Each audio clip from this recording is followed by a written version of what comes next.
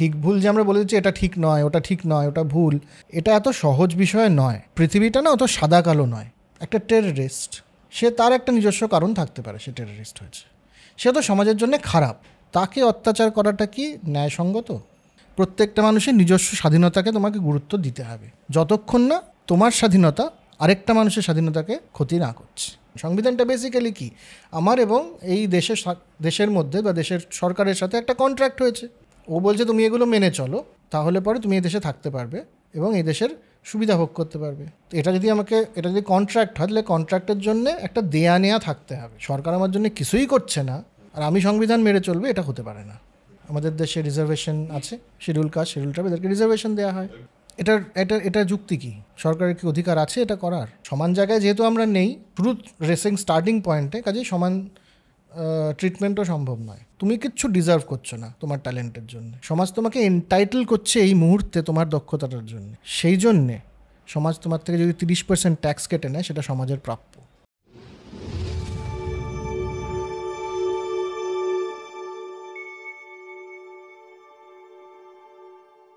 Hello and welcome to soul connection বৈঠক।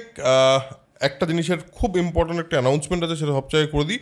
সেটা হলো সন্দেশ চ্যানেলটা, যেটা এই মুহূর্তে আপনারা বৈঠক যেখানে দেখতে পাচ্ছেন, আমরা বৈঠকটাকে একটি অন্য চ্যানেলে নিয়ে যাচ্ছি, যেটার নাম হবে সোল কানেকশন বৈঠক।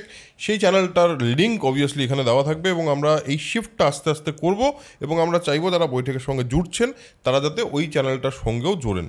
আর এই চ্যানেলে যেরকম পডকাস্ট আসতে থাকে সেরকম আসতে থাকবে, তার সঙ্গে আরও বিভিন্ন রকম কন্টেন্ট, বিভিন্ন রকম কনভারসেশনাল কন্টেন্ট আসতে থাকবে। সো আজকের বই থেকে কী হয় সেটা যদি প্রথমবার কেউ ক্লিক করে থাকেন তাহলে বলে দিই। সেটা হলো আমরা প্রত্যেক দিন একটি বই নিয়ে আমি আর প্রেমাশিস আড্ডা মারি। প্রেমাশিস আছে আমার সঙ্গে, Premashis Mukherjee. Welcome to soul connection Baithak, আপনারই এপিসোড, আপনারই জায়গা। আজকে একটি বই নিয়ে আমরা কথা বলবো, যে বইটার নাম হলো, যে বইটার বিষয়টাই খুবই ডিফিকাল্ট, মানে ডিফিকাল্ট বলতে ডিফিকাল্ট বলা ভুল হবে, খুবই কোয়েশ্চেনেবল একটা সাবজেক্ট, এবং সেইটার নামটা বললেই বুঝতে পারবেন। সেটা হলো জাস্টিস। দেখা যাচ্ছে, ফোকাসটা দেখে নাও। Justice, what's the right thing to do. এই সারা পৃথিবীতে এটা লিখেছে হলো মাইকেল জে স্যান্ডেল। সারা পৃথিবীতে সবাই বিভিন্ন সময় এটাই প্রশ্ন করে যাচ্ছে, কোনটা ঠিক কোনটা ভুল। সো এই যে একটা প্রশ্ন, কোনটা ঠিক কোনটা ভুল, হ্যাঁ, এই প্রশ্নটা তো সারা পৃথিবীর একটা, মানে কি বলবো, মুখ্য প্রশ্ন, যে সবাই মরালি কোনটা ঠিক করছি কোনটা ভুল করছি, আর নিজের সঙ্গে ঠিক করছি, অন্যের সঙ্গে ঠিক করছি। আমি আমার জায়গার থেকে বলি, ফিল্ম মেকার হিসেবে আমার মাঝে মাঝে মনে হয় আমি এই গল্পটা ঠিক না ওই গল্পটা ঠিক। ঠিক ভুলের তো সারা পৃথিবী দিয়ে। এই বইটা কেন চুজ করলি আজকে বৈঠকের জন্য? হ্যাঁ, প্রথমত এই প্রশ্নটাতে আসবো, তার আগে অনেকেই লিখছেন যে লিখেছেন তার সম্বন্ধে একটু কথা না বললে ব্যাপারটা অন্যায় হয়ে যায়। মাইকেল জে স্যান্ডেল, উনি হার্ভার্ডে উনি প্রথমত একজন খুব বড় চিন্তাবিদ এই সময়কার। হার্ভার্ডে একটা উনি কোর্স নেন এই নামেই, justice, what's the right thing to do. সেটা নিয়ে প্রায় বোধহয় 12টা না 20টা এপিসোডের একটা পুরো ইউটিউবে কোর্সটা রয়েছে, তো সেটাও অনেকে দেখতে পারেন যদি চান। এখানে আমরা, আর তারপর উনি যেটা করেছেন সেই কোর্সে যেগুলো বলা হয়নি বা একটু ডিটেল করে এই বইটা লেখা হয়েছে। তো সেটা হচ্ছে অথরের পরিচয়। এবার হ্যাঁ, এই প্রশ্নটা তো আমাদের মধ্যে সবসময় রয়েছে যে ঠিক কি ভুল কি। আমি একেবারে সমাজ বা রাষ্ট্রের জায়গা থেকে যদি বলি যে কিছু কিছু কোম্পানিকে আলাদা করে ট্যাক্স মকুব করা হয়, তাদেরকে মনে হচ্ছে একটু প্রেফারেন্সিয়াল ট্রিটমেন্ট দেওয়া হচ্ছে, এটা কি ঠিক না? এটা ভুল। আবার ধর আমরা যে কোভিড গেল, কোভিডের সময় একটা সময় অক্সিজেনের খুব বিপদ হয়েছিল। অক্সিজেনের বিপদের সময় কি দেখলাম, যে খুব দাম বেড়ে গেল। যারা অক্সিজেন সিলিন্ডার বিক্রি করছেন দাম বাড়িয়ে দিলেন, তো মানুষজন খুব ক্ষেপে গেল যে অক্সিজেনের মতো একটা প্রচণ্ড গুরুত্বপূর্ণ বিষয়, এটার দাম বাড়িয়ে দেওয়া হচ্ছে কেন? এটা তো সুযোগ সন্ধানী একটা ব্যবসা হচ্ছে। এই যুক্তিটা যেমন ঠিক, তেমনি আবার তাদের দিক থেকে তারা বলেছে আর কি, যে দেখো যদি দাম বাড়ে তাহলে পরেই তো লোকজন আরও উৎসাহী হবে অক্সিজেন বিক্রি করতে, তাহলে অক্সিজেনের সাপ্লাই বাড়বে। পয়েন্ট ঠিক। যেমন আমরা দেখেছি যে ম্যালেরিয়া যে অসুখটা, সেটার চিকিৎসার জন্য খুব বেশি সায়েন্টিফিক ডিসকভারি হয়নি বহুদিন যাবত, যতদিন না পর্যন্ত, কারণ হচ্ছে ওই অসুখটা মূলত আফ্রিকায় হয়, আফ্রিকা গরিব দেশ, তারা টাকা দিতে পারে না, তাই ওটা নিয়ে সায়েন্টিফিক ডিসকভারি নেই, কোনো ওষুধ কোম্পানি সেটা নিয়ে ইন্টারেস্টেড নয়। যখনই বিল গেটস ঢুকলেন ওখানে প্রচুর টাকা নিয়ে, তখনই ম্যালেরিয়া নিয়ে রিসার্চ শুরু হলো এবং এখন সেটা নিয়ে অনেক বৈজ্ঞানিক রিসার্চ হচ্ছে। এটাও একটা যুক্তি, তো এটা ঠিক কি ভুল, এই প্রশ্নগুলো আছে। আরেকটা আমার ছোটোবেলা থেকেই মনে হয়, আমি জানি না আপনাদের মনে হয় কি না, সেটা হচ্ছে আমাকে ছোটোবেলা থেকে একটু যখন বড় হলাম 18 বছর বয়সের পরেই সবাই এক্সপেক্ট করছে যে আমি সংবিধানটা মেনে চলবো ভারতের। এটা তো বলি যে ভারতের সংবিধান মেনে চলা উচিত, আইন মেনে চলা উচিত। আমার মনে হতো হচ্ছে আমি একটা ছেলে স্কুল থেকে পাশ করলাম ইতিহাস ভূগোল পড়ে, তারপরে বিজ্ঞান পড়ে, তারপরে আমি কলেজে পড়ছি, আমাকে তো কেউ সংবিধান পড়ালো না। আমাকে এই কথাটা বললো কবে যে সংবিধান এটা, আইন এগুলো, আমি কি মেনে চলবো? আমাকে কি জিজ্ঞেস করা হলো কোনোদিনও যে এটা সংবিধান, তুমি কি এটাতে রাজি আছো? যদি না হও তাহলে অন্য দেশে চলে যাও, আর এই দেশে থাকতে হলে পরে এই নিয়মগুলো মানতে হবে। নিয়মগুলি আমি জানি না, আমি মানবো কি? পয়েন্ট অবভিয়াসলি সিনেমা দেখে যেটুকু জানা হয়, হ্যাঁ, বা খুবই ইনফর্মালি। কিন্তু মানে দেখ, কয়েকটা জিনিস আমরা জানি, যেরকম খুন করলে ফাঁসি হয়, হ্যাঁ, চুরি করলে জেল হয়, বা গণপিটুনি হয়, এই দুটোর মধ্যে একটা। যে কোনো বাকি অন্যায় কাজ কি, হ্যাঁ, মানে কাউকে মিথ্যে বললে কি সাজা হতে পারে, কাউকে এই করলে কি ওটা, মানে এই যে বাকি এতগুলো জিনিস আছে, আমরা এই কয়েকটা জিনিস জানি সিনেমা টিনেমা দেখে, যে ফ্রড করলে জেল হয়, কন করলে জেল হয়, এইসব জানি। কিন্তু তার বাইরে তো সংবিধানটা শুধু ওইটুকু নিয়ে না, সংবিধান তো অনেক কিছু আছে নিশ্চয়ই, সেগুলো তো জানি না। বিবাহ বহির্ভূত সম্পর্ক কি আইনি না বেআইনি, আর এই আইনটা আমাকে বললো কে? এটা নিয়ে আমার একটা প্রশ্ন ছিল, তো আমি বুঝবো কি করে কোনটা ঠিক কোনটা ভুল?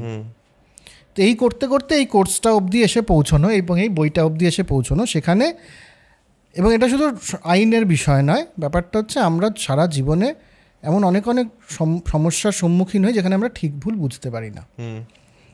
তার একটা উদাহরণ দিয়ে আমরা আজকের গল্পটা শুরু করি, আড্ডাটা শুরু করি। সেটা হচ্ছে, ধরা যাক এই গল্পটার একটা অংশ কিন্তু একটা সিরিজে খুব পপুলার হয়েছে, যেটা কি যেন নাম, কালাপানিতে, যেটাকে সুইচ প্রবলেম বলে। এটা খুব ফেমাস একটা প্রবলেম, কিন্তু ওখানেই প্রবলেমটা শেষ নয়, আমরা পুরোটা বলবো। ধরা যাক একটা ট্রেন লাইন দিয়ে একটা ট্রলি চলছে বা ট্রেন চলছে, ধরা যাক ট্রেনের ইঞ্জিনে একজন ট্রেন চালাচ্ছে, ট্রেনটা ব্রেক লাগানোর কোনো বন্দোবস্ত নেই, খারাপ হয়ে গেছে, এবং সে দেখছে সামনে হর্ন নেই, ধরা যাক হর্ন টর্ন কিছু নেই, ব্রেক নেই, সামনে 4 জন কাজ করছে,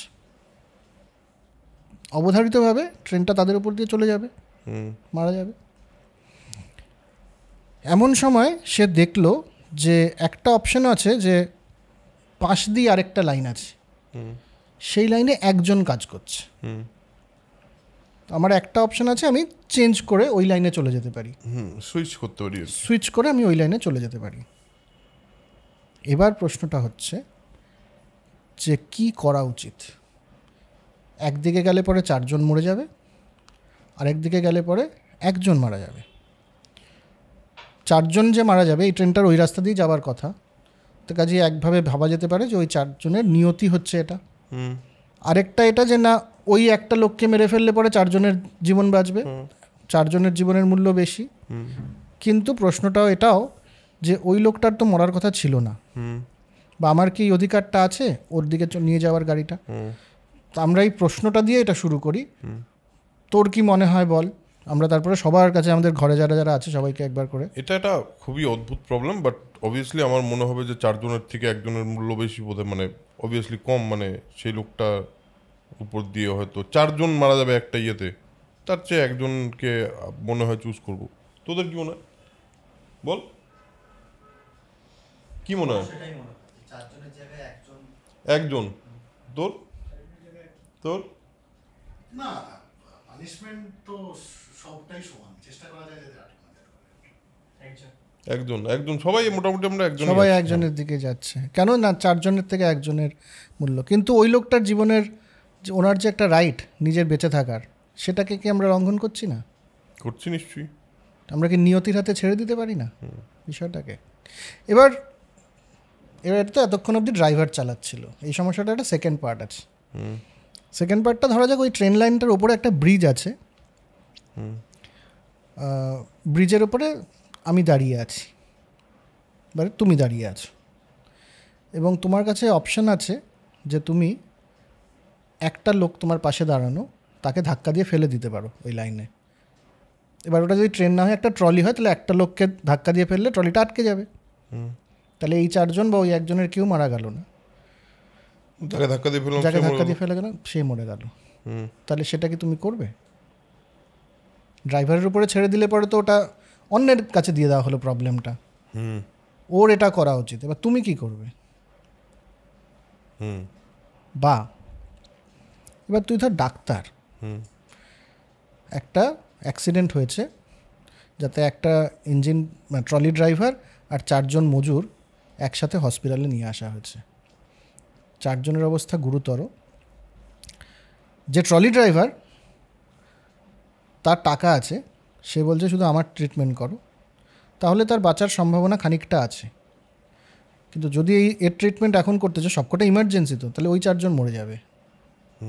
এবার ডাক্তার কি করবে? তুমি যদি ডাক্তার হও কি করবে? যাই না, মানে এগুলো তো অদ্ভুত প্রবলেম। এটা হচ্ছে এখান থেকে আমাদের শুরু মোরাল ডিলেমা। মোরালি কি করা উচিত? এই সমস্যাটাকে যদি আমরা এবার পুরো সমাজের উপরে নিয়ে যাই, মোরালি আমাদের করা কি উচিত, বা একটা রাষ্ট্রের বা একটা সমাজের কি করা উচিত, কোনটা ঠিক আর কোনটা ভুল, এই সমস্যাটা বোঝা হচ্ছে এতটাই গুরুত্বপূর্ণভাবে একটা প্রবলেমেটিক বিষয়।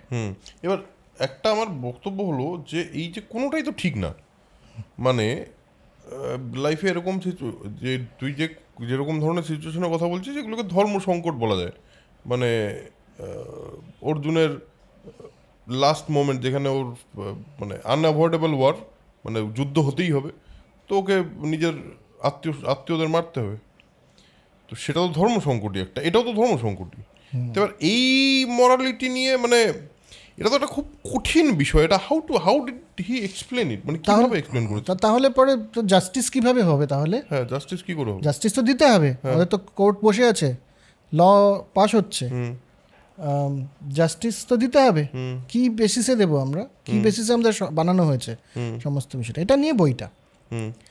তো এটার একটা এক্সপ্লেনেশন তো এটা হতেই পারে যে যা ধর্মে বলা আছে, যেটা বলি তুই ধর্ম সংকট, যা ধর্মে বলা আছে সেটাই ঠিক, রিলিজিয়নে যেটা বলা আছে, রিলিজিয়াস স্ক্রিপচারে যা বলা আছে, যেটা করলে পুণ্য হবে সেটা ঠিক। হ্যাঁ, ইন এ ওয়ে। যদি আমরা, এবং এভাবে দীর্ঘকাল চলে এসছে, ধর আমাদের যে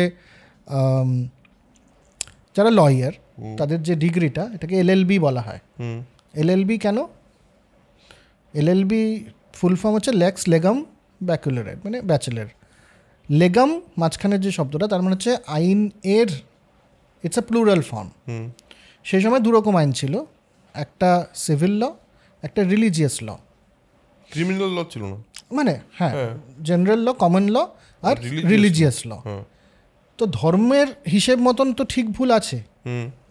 ধর যদি হিন্দু ধর্মের কথা বলি, তাহলে পরে কাম, ক্রোধ, লোভ, মোহ, মদ, মাৎসর্য, এগুলোকে একটা জেনারেলি বলে দেয় মানুষ যে এগুলো পাপ।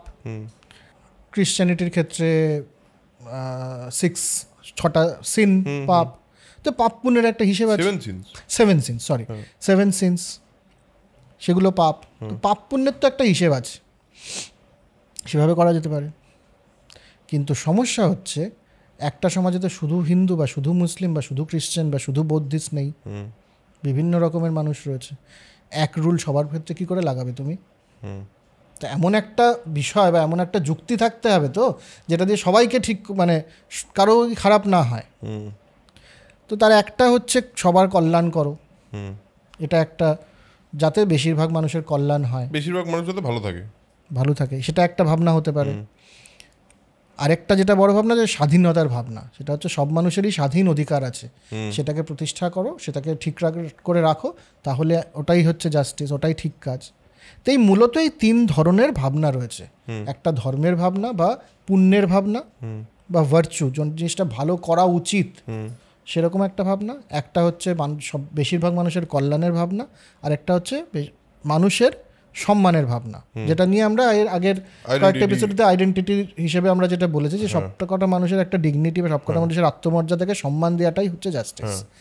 এই তিনটে ভাবনা আছে, সেগুলোর গভীরে আমরা এক এক করে ঢুকতে পারি। বেশ, বইটা শুরু হয়, বইটা কি কি জিনিস মানে কি কি চ্যাপ্টারস ডিভাইডেড বা কিভাবে বইটা এগিয়েছে সেটা প্রথমত তো এই প্রশ্নটা যে কতটা গভীর সংকটের মধ্যে আমরা আছি, যে আমাদের ঠিক ভুল যে আমরা বলে দিচ্ছি এটা ঠিক নয়, ওটা ঠিক নয়, ওটা ভুল, এটা এত সহজ বিষয় নয়। এবং আমাদের সবারই এই ঠিক ভুলটা একটুখানি বোঝা উচিত, কারণ পৃথিবীটা না অত সাদা কালো নয়, পৃথিবীর মধ্যে অনেক রকম রং আছে।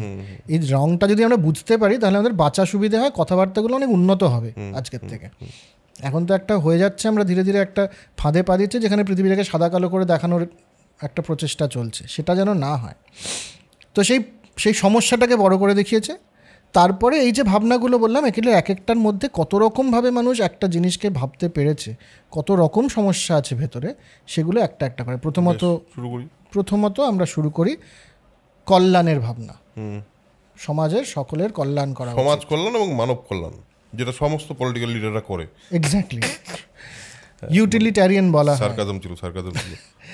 ইউটিলিটারিয়ানিজম বলা হয় এটাকে, যে বেশিরভাগ মানুষের কল্যাণ যাতে হয় সেটা করাটাই হচ্ছে যুক্তিযুক্ত, বা সেটা করাটাই ঠিক।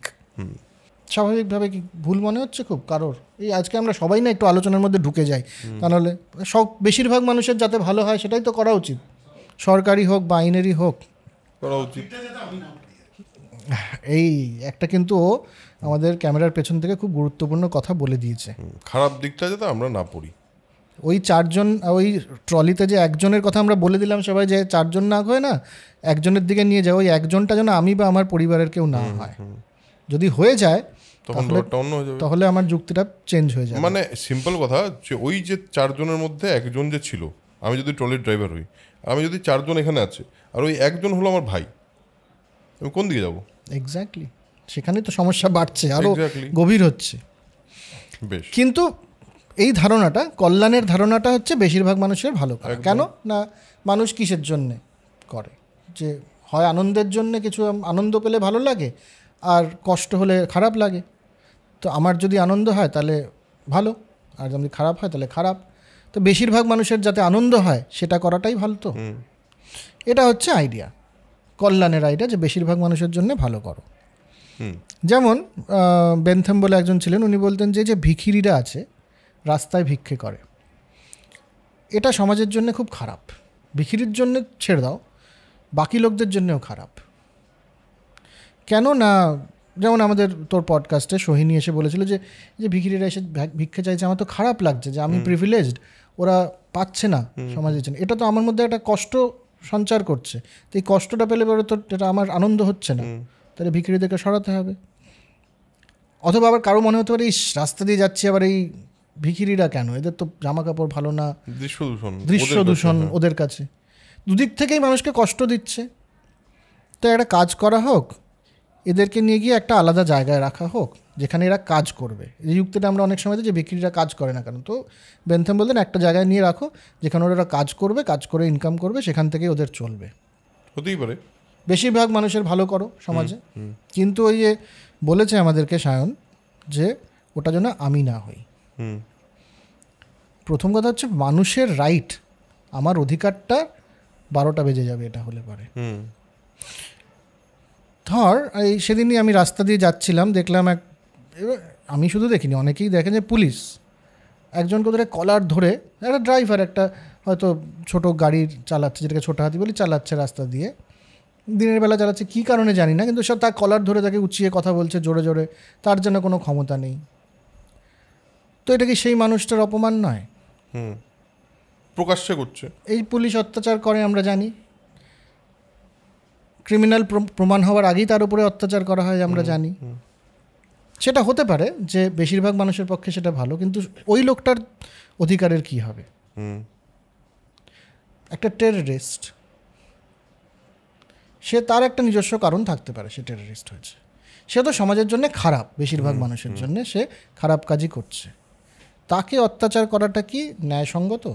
না, আমাকে যদি জিজ্ঞেস করিস, আমি তো ওভারঅল যে একটা টেররিস্ট যদি আজকে অনেকগুলো মানুষকে মেরে থাকে, তাহলে তো তার শাস্তি তো পাওয়ার কথা, তার শাস্তি পাওয়ার কথা, কারণ বেশিরভাগ মানুষের কল্যাণের জন্য, কল্যাণের কথা ভেবে। ঠিক, এবার ধরা যাক সেই টেররিস্টটা মুখ খুলছে না, তো সে অপরাধী, তার ফ্যামিলির লোককে নিয়ে এসে অত্যাচার করা হলো তার মুখ খোলানোর জন্য। এটা তো আবার ঠিক হলো না। কিন্তু সে যদি জানি যে একে যদি এখন মুখ না খোলে 4টে বম্ব বিস্ফোট হবে কলকাতার বিভিন্ন জায়গায়, সেক্ষেত্রে আজকের পডকাস্টটা কি আমাকে এবং সবাইকে আনকমফোর্টেবল করার জন্য হচ্ছে না? একদমই আনকমফোর্টেবল। এই প্রশ্নগুলো যদি আমরা না করি নিজেদেরকে, তাহলে তো মুশকিল। উত্তর হয় আমার তো মনে হয় না এই ধরনের প্রশ্নগুলো উত্তর হয়। তোদের কাছে উত্তর আছে কোনো? রাইট।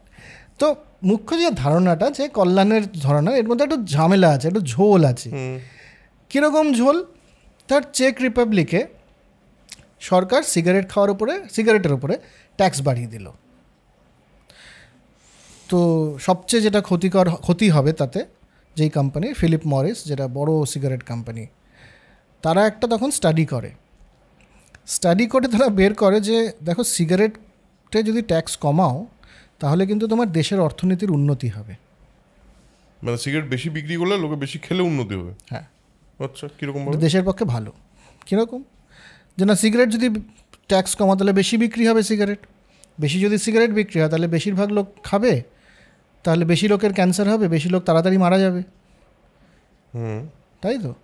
বেশি লোক যদি তাড়াতাড়ি মারা যায় তাহলে পরে বুড়ো বয়সে তাদের চিকিৎসা, তাদেরকে পেনশন, তাদেরকে হেন তেন এই সমস্ত সাহায্য দিতে সরকারের যে খরচাটা হয়, সেই খরচাটা হবে না। তাতে সুস্থ মানুষ যারা থাকবে, যারা সিগারেট খায় না, তাদের অভ্যেস ভালো, তাদের স্বাস্থ্য, তাদের ভালো রাখার দায়িত্বে সরকার বেশি খরচা করতে পারবে। কি অদ্ভুত লোকজন সব। হ্যাঁ। তারপর ধর একটা ফোর্ড গাড়ি আছে, ফোর্ড পিন্টো যখন বেরিয়েছিল তখন দেখা গেল একটা অ্যাক্সিডেন্ট হচ্ছে, তাদের গ্যাসের যে ট্যাঙ্কটা, মানে গ্যাসে চলে, তো গ্যাসের ট্যাঙ্কটা বাস্ট করছে। তো তখন রিসার্চ করে ইনভেস্টিগেট করে দেখা গেল যে ফোর্ড কোম্পানি জানতো যে একটা ফল্ট আছে, একটা প্রবলেম আছে ওই গ্যাস ট্যাঙ্কে, কিন্তু তাও ঠিক করেনি। কারণ ওরা একটা হিসেব করেছে যে কটা মানুষের অ্যাক্সিডেন্ট হবে। এই জিনিসটা যদি আমি ঠিক না করি তাহলে পরে কটা মানুষের অ্যাক্সিডেন্ট হবে, তাতে কত ক্ষতি হবে, আর যদি আমি লাগাই তাহলে পরে কত লাভ হবে। দুটো করে দেখা গেছে যে এটা না লাগালে যে কটা মানুষ মারা যাবে তাতে যা ক্ষতি হবে, ওভারঅল ব্যাপারটা ভালো, লাভজনক। তো এই জিনিসটাও হবে। আমরা যখনই বলবো যে না 4টে লোক নয়, একটা লোককে মারো, তখন কিন্তু এই যুক্তিটাও মানতে হবে তখন আমাদেরকে। ঠিক আছে? তো সেখানে আরেকজন এসে বললেন যে দেখো না, এরকম ব্যাপারটা নয়, এত একেবারে ক্লিয়ারলি বলে দেয়া যায় না ওভাবে। মানুষের অধিকার আছে, প্রত্যেকটা মানুষের নিজস্ব স্বাধীনতাকে তোমাকে গুরুত্ব দিতে হবে, যতক্ষণ না তোমার স্বাধীনতা আরেকটা মানুষের স্বাধীনতাকে ক্ষতি না করছে। এবং জন মিল উনি আরেকটা জিনিস বলেছিলেন যে দেখো, আনন্দ আর দুঃখ এই নিয়ে তো কথা বলছো, সব আনন্দ না একরকম নয়। যেমন ধর পথের পাঁচালী ভার্সেস পাঠান, তো পাঠান অনেক বেশি জনপ্রিয় ছবি, কিন্তু পথের পাঁচালী আর পাঠানের মধ্যে কোনটা ভালো, সমাজের জন্য কোনটা ভালো যদি বলতে চাস, বা মানুষের আনন্দের জন্য যদি কোনটা ভালো বলতে চাস, তাহলে আমার মনে হয় 100 জনের মধ্যে 90 জনই বলবে না পথের পাঁচালীটা না ভালো ছবি, পাঠানের সাথে কম্পেয়ার করো না। বা পণ্ডিত অজয় চক্রবর্তী বা পণ্ডিত ভীমসেন যোশীর একটা আলাপ আর হানি সিংয়ের গান, তো পপুলারিটিটাই একমাত্র জিনিস হতে পারে না। একটা উন্নততর ভাবনা, এটা ভালো। উনি বলতেন যে dissatisfied human being is better than a satisfied pig. তো আমার যদি ওইটুকু নাও খুশি থাকি আমি, তাহলেও আমাদের উদ্দেশ্য বা সবসময় উচিত যে বড় কিছুতে খুশি থাকা, সেটার জন্য যেটুকু কম্প্রোমাইজ করতে সেটা আমাদের করা উচিত। বেশ। তো এই অবধি হলো, এটা হচ্ছে একটা কল্যাণের ভাবনা, ইউটিলিটারিয়ানিজম, যে বেশি মানুষের ভালো কী করে হবে। কিন্তু এর মাঝখানে ওই রুশো এলেন, হবসের এ ধরনের ধারণা, রুশো এলেন, আরও অন্যান্যরা এসে বলেন না এটা না, এ হচ্ছে না, সমাজ টমাজ পরের কথা, আসল তো হচ্ছে মানুষ। আসলে মানুষের অধিকারটাই সবচেয়ে বড় কথা। মানুষের অধিকার যদি তুমি রক্ষা করতে পারো তাহলেই তুমি কাজের কাজ কিছু করতে পারবে। সমাজকে বা সরকারকে অত কিছু করতে হবে না, অত কিছু করতেই হবে না। মানে রুশোর কথা তো তাই সেরকমই। হ্যাঁ, প্রথমত সরকারকে বাবা হতে হবে না, তুমি সরকার আমাদের প্রোটেক্ট করো, বাবা হতে যেও না। আমার কি করা উচিত আর উচিত নয় সেটা বলে দিও না। হ্যাঁ, মানে আমি হেলমেট পরে যদি আমি রাস্তায় না বাইক চালাই, তাহলে খুব খারাপটা কি হবে? আমি মরে যাবো। তুমি আমার বাবা হয়ে এটা বলতে যেও না হেলমেট পরতে হবে বা তোমার সিট বেল্ট লাগাতে হবে। তুমি কে বলার? আমার অধিকার। আমার যদি মরতে ইচ্ছে করে, আমার যদি রেকলেস লাইফ লিড করতে ইচ্ছে করে, তো সরকারের তো এখানে কোনো ভূমিকা থাকার কথা না। এটা তো আমার ফ্রি উইল। এটাও একটা ভাবনা। কোনো মোরাল অব্লিগেশন দিও না আমাকে, এটা তোমার করা উচিত, ওটা তোমার করা উচিত নয়, বিবাহ বহির্ভূত সম্পর্ক তোমাদের রাখা উচিত নয়, পার্কে বসে চুমু খাওয়া উচিত নয়। উচিত অনুচিত আসছে কোত্থেকে? আমার ইচ্ছে, আমার ভালো লাগছে, আমি অন্য কোনো ক্ষতি তো করছি না। দুটো মানুষকে ভালোবাসছে, পার্কে বসে চুপচাপ নিরিবিলিতে প্রেম করছে, তোমার অসুবিধে কি? সরকার হিসেবে পুলিশ এসে ওখানে কেন চাঁদা চাইবে? এরকম কোনো ভূমিকা সরকারের থাকা উচিত নয়। আরেকটা সাংঘাতিক কথা, এই দুটো মানলে পরে এটাও মানতে হবে যে বড় লোকদের থেকে টাকা নিয়ে গরিবদের মধ্যে বিলিয়ে দেবো রবিনহুডের টাইপের, এটাও সরকারের কম্য নয়। তারাও তো ইন্ডিভিজুয়াল চলে যাচ্ছে। এবার ইন্ডিভিজুয়াল রাইট চলে যাচ্ছে। যদি একজন বড় লোক হয়, তাহলে পরে তার তো অধিকার আছে ওই টাকাটার উপরে। সে তো খেটে ওই টাকাটা রোজগার করেছে। এদের যুক্তি, আমরা সেটার কাউন্টার যুক্তিতে আসতেই পারি। এদের যুক্তিতে সে খেটে রোজগার করেছে টাকাটা, তুমি এসে বলছো তুমি তার থেকে 30% নিয়ে নেবে। মানে আমি কি ফোর্সড লেবার? আমি কি কৃতদাস যে আমার 8 ঘন্টা যদি কাজ করে থাকি প্রতিদিন, বা 10 ঘন্টা যদি আমি প্রতিদিন কাজ করে থাকি, তার মধ্যে 3 ঘন্টা আমি তোমার হয়ে কাজ করেছি, আমি জানতামই না। এটাই কথা তো। আমি 10 ঘন্টা কাজ করে যদি আমার 1000 টাকা উপার্জন হয়, আর তুমি যদি বলো তার 30% আমি নিয়ে নেবো, তার মানে 10 ঘন্টার মধ্যে 3 ঘন্টা আমি তোমার হয়ে কাজ করেছি সরকারের হয়ে। তুমি কে? আমার অধিকারের কি হবে? এটা একটা বড় সমস্যা ট্যাক্সের ক্ষেত্রে। কিন্তু মানে এবার এটাও তো সত্যি যে যদি সব মানুষের কাছে সব মানুষ টাকা রোজগার করে উঠতে পারে না, বা সেম প্রিভিলেজও পায় না। এবার সেটা যদি না পেয়ে থাকে, তাহলে সে যদি ধর কেউ প্রিভিলেজ পেলো এবং তার কাছে টাকা আছে, ধর আমি একটা এক্সাম্পল দিলাম, কেউ একটা হেরিডিটির থেকে মানে ইনহেরিট করলো একটা সম্পত্তি এবং টাকা, তার তো কোনো ওটার উপর মানে নেই না, তো সে পেলো পেয়ে সে সেটাকে নিজের মতো করে এনজয় করছে। সেটা তার শুধু একটা জিনিসে সে করেছে, ওই পরিবারে সে জন্মগ্রহণ করেছে, বেশ ভালো কথা হলো। এবার তারপরে তার থেকে ট্যাক্স কেন না হবে না? মানে ট্যাক্স নিয়ে কেন সরকার তার উপর কেন বলবে না তোমার কাছে বেশি টাকা আছে, তুমি আমাকে ট্যাক্স দাও, দেশ তো চালাতে হবে। তো শুধু আমি টাকায় আটকে থাকবো কেন? সমাজের তো উদ্দেশ্য হচ্ছে যাদের কাছে টাকা নেই বা যারা গরিব, যারা নিচে পড়ে আছে, তাদের ভালো করা। এই জন্যই তো নিচ্ছ টাকাটা। তো এবার ধর অনেকের তো ডায়ালিসিস চলছে এই মুহূর্তে কলকাতায়, যাদের 2টো কিডনি খারাপ। তুই তো প্রিভিলেজ, তোর 2টো কিডনি আছে, 2টো কিডনি তো তোর লাগে না, ইনহেরিট করেছিস 2টো কিডনি। সরকার এসে বলতে পারে তুমি একটা কিডনি দিয়ে দাও, আমি বলছি বলে, কারণ অনেক লোকের কিডনি নেই। যুক্তি তো একই, কাইন্ড অফ একই, তাই না? সরকার কিভাবে বলতে পারছে যে তুমি 30% কাজ আমার জন্য করো, যদিও টাকাটা আমার না হয়? ঠিক আছে, গরিবদের টাকা নেই, সো হোয়াট, এটা আমার টাকা, তুমি আমার থেকে চাইতে পারো, আমার থেকে রিকোয়েস্ট করতে পারো, আমি যদি ইচ্ছে করে দিই দ্যাট ইজ ফাইন, ডোনেশন হিসেবে, সেটা আমার ইচ্ছে। তুমি জোর করছো কি করে আমার উপরে? কি করে বলছো এটা বেআইনি? যদি তুমি এই টাকাটা না দাও, তুমি কেন আমাকে জেলে ভরবে? আমার অধিকারের কোথায় যাবে? এটা একটা মানে আইডিয়া আর কি, মানে এটা একটা ধরনের ভাবনা। হ্যাঁ, কেউ এটাও বলতে পারে না, এটা তো তুমি একটা গণতন্ত্রে আছো, গণতান্ত্রিকভাবে আমরা সরকারকে নির্বাচিত করেছি, তারা ঠিক করেছে এই ট্যাক্সটা নেবে, তো তুমিও তার পার্ট, কাজে তোমাকে এটা মানতে হবে। আমি তো বলতে পারি যে না, বড় লোক তো 1% দেশের বা 10%, তো বাকি 90% ভাবনাটা তুমি চাপিয়ে দেবে এই 10% উপরে। এটা তো সে উপার্জন করেছে নিজের হিসেবে। যদি আমরা ইন্ডিভিজুয়াল রাইটের কথা বলি, তাহলে এটাও আমাকে মানতে হবে। ইন্ডিভিজুয়াল রাইটের কথা বললে তো এটাও মানতে হবে, হ্যাঁ রাইট, ঠিক আছে। এবং এটা অন্যদিকেও সত্যি যে এবার আমি যদি কিডনি থাকে, আমার কাছে টাকা নেই, আমি যদি সিদ্ধান্ত নিই যে আমার বেঁচে থাকাটার থেকে আমার মনে হচ্ছে এই মুহূর্তে যে আমার বাড়িতে আমার ছেলে মেয়েদের পড়াশোনার জন্যে টাকার প্রয়োজন, তাই আমি 2 কিডনিই বেচে দেবো, সেটা সরকার কেন অ্যালাউ করবে না? সেটা তো ইলিগাল অ্যাকচুয়ালি। অর্গান বেচা কেনাটা কেন অ্যালাউ করবে না? আমার অর্গান তো, আমার শরীরের জিনিস, আমার প্রপার্টি, আমাকে বেচতে দেওয়া হচ্ছে না কেন? আমার রাইট কোথায়, আমার অধিকার কোথায়? এগুলো সব সঙ্গত প্রশ্ন উঠে আসছে। ইউথেনশিয়ার যে কনসেপ্টটা আছে, যে একজন মানুষ সে প্রায় মারা যাবে, যেমন আমাদের সিনেমায় আমরা দেখেছি গুজারিশ, সেখানে দেখা যাচ্ছে যে ঋত্বিক রোশন যে ক্যারেক্টারটা প্লে করছে, সেই ক্যারেক্টারটা সে কিছুই করতে পারে না নিজে থেকে, সে শুধু বেঁচে আছে। তো সে চাইছে সরকারের কাছে গিয়ে যে আমাকে স্বেচ্ছামৃত্যুর অধিকার দেয়া হোক। এটা সরকারের কে অধিকার, কেন সরকার দেবে না? এটা এটা তো আমার অধিকার, আমার জীবন আমি নিয়ে নিতে চাই, আমি আর কিছু করতে পারছি না বলে। যুক্তি তো এটা। বা একটা সিনেমা খুব পপুলার হয়েছে, অ্যাসামিস সিনেমা আমিষ বলে, দুজন নিজে একজন আরেকজনকে ভালোবাসে, ভালোবাসাটা এমন পর্যায়ে চলে গেছে যে তাদের নিজেদের একজন আরেকজনের মাংস কেটে খাচ্ছে। Basic concept. কেন করতে পারবো না?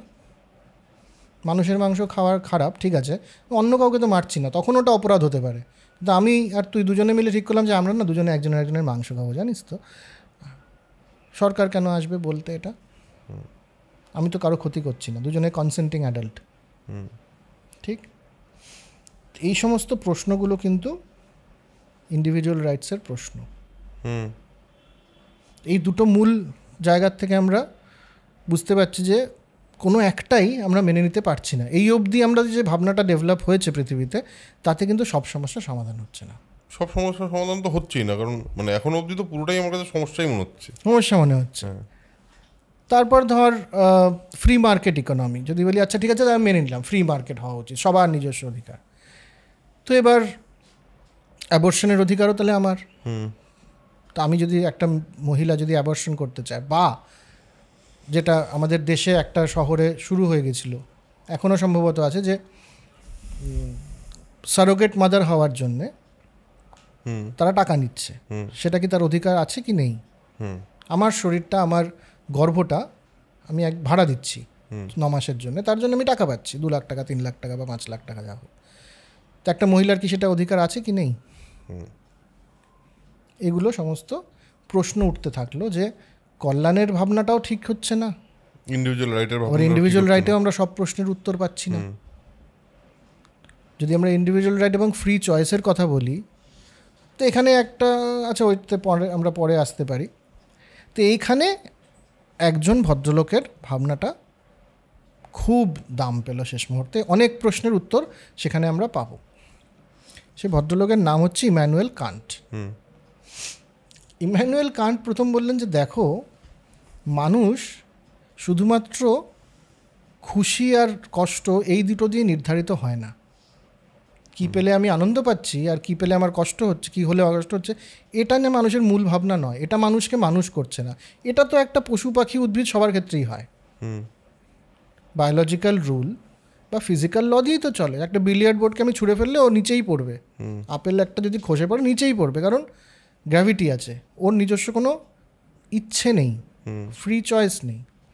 মানুষের আছে, কি আছে, যে মানুষ আমার ভালো বা আমার খারাপ ছাড়া কোনটা ভালো কোনটা খারাপ সেটা যুক্তি দিয়ে ভাবতে পারে।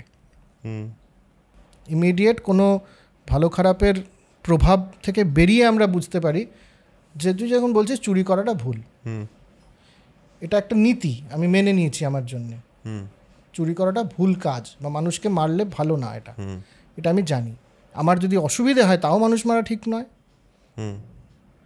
আমার যদি অভাব থাকে তাও চুরি করা ঠিক নয়, করাপশন করা উচিত না, ঘুষ নেওয়া উচিত নয়।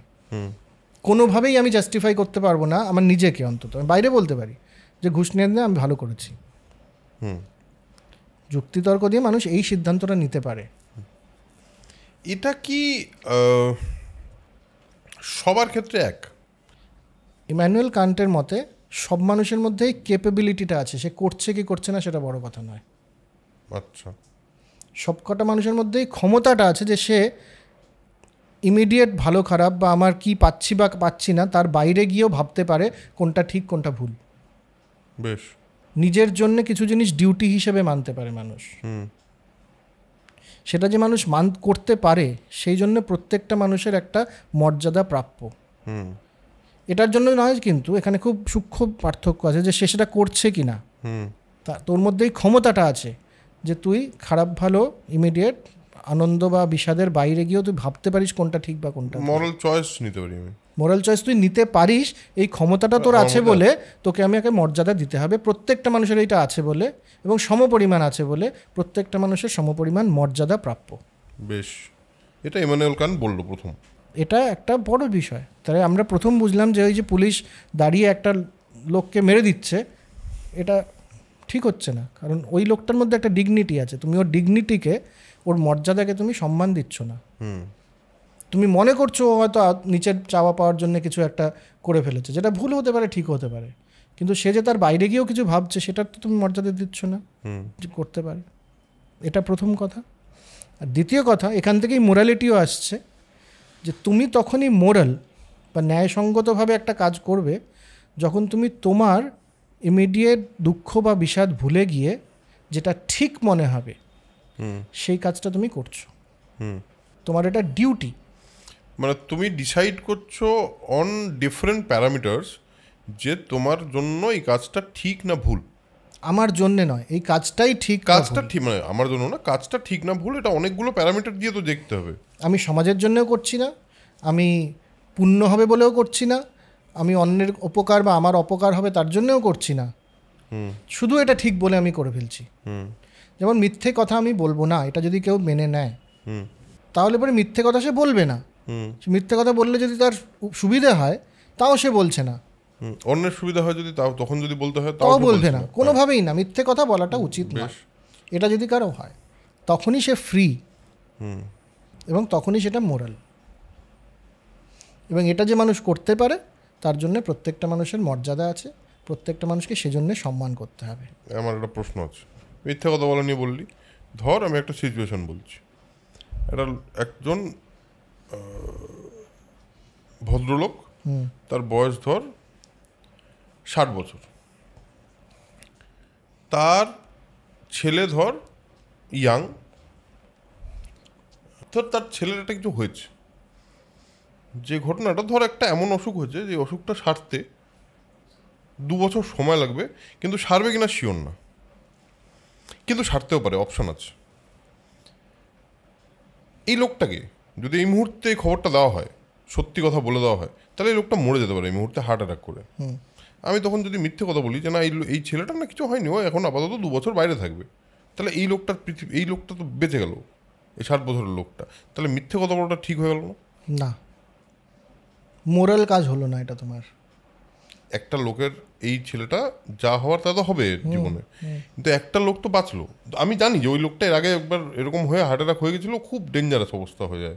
এই লোকটাকে এই কথাটা যদি না বলি, বলাটা কি করে মোরাল হয়ে যাবে? আমি বললাম মোরাল, তো এটা মোরাল কাজ কি করে হলো?